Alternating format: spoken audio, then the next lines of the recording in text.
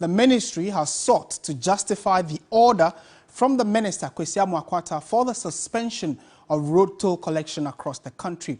In a statement, the ministry said the suspension is for the operationalization of the collection of the tolls and not a suspension of the law.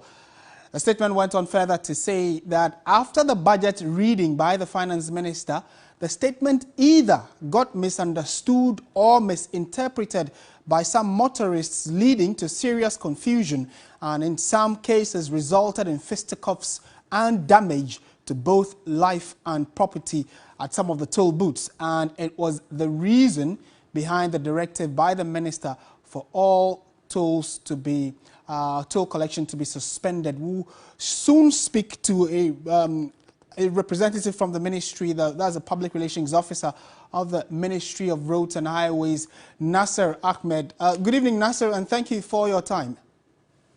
Thank you very much, Martin, and good evening to your viewers. All right, the statement you released said that you were clarifying why there was a suspension, and many are actually seeking clarification on that statement. In part, you said that the order from the Ministry of Roads and Highways was to suspend the operationalization of the toll collection and not the law. Can you clarify that for us, please?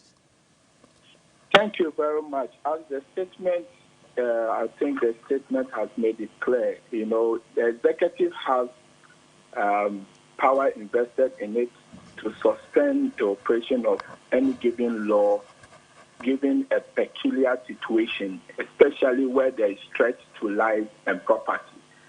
And in the instance that we are speaking about, in fact, the moment the announcement was made by the finance minister, we started receiving reports from several places that some drivers were having some confusion with the toll collectors and they were refusing to pay. We had reports from Chabiri in the Ashanti region. There was also some reports from Pobiman, that's between in Sawum and Accra. We also had some reports from Abuaso in the Ashanti region and also the Kaswa toll booth. And so we realized that things were getting out of hand, and that necessitated the press release that the ministry issued yesterday in order to save lives and property. So my understanding should be that just when the finance minister read the statement, people misunderstood it or probably misinterpreted it. That led to some confusion at some toll booths across the country. So to settle that, the ministry decided to suspend the collection of tolls. And then what? You go and later settle the matter and come back to recollect the tolls? So what was the end game here?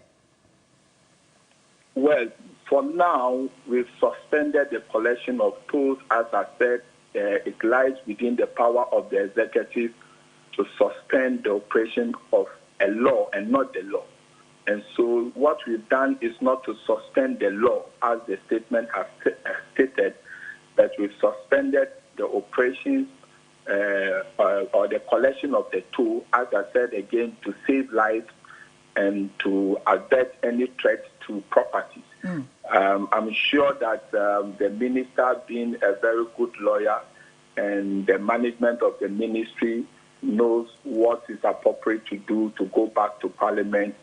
And if there's any further directive that we need to give, we'll come back to the good people of Ghana and give that directive. But for now, we just want to clarify that. Okay.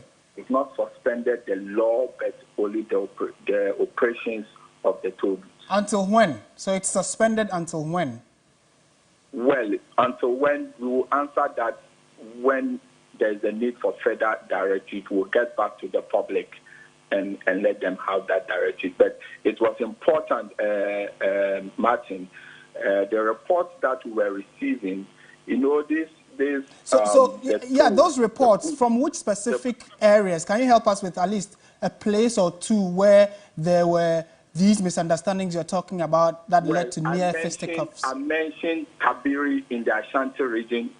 I mentioned Pobiman that's Pobima. between Insawam and Accra, and also Abuaso in the Ashanti region, and then the Kaswa toll booth. At least these four, immediately the announcement was made, we had reports from these four places. Later in the evening, there were more places reporting people refusing, and in fact, to pay the toll. And so, and there were scaffolds and other things. So it was important that we bring sanity to this whole operation.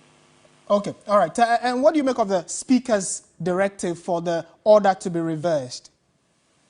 Well, I will not want to comment on that, just to say that we just seek to explain our point that we've not suspended any law.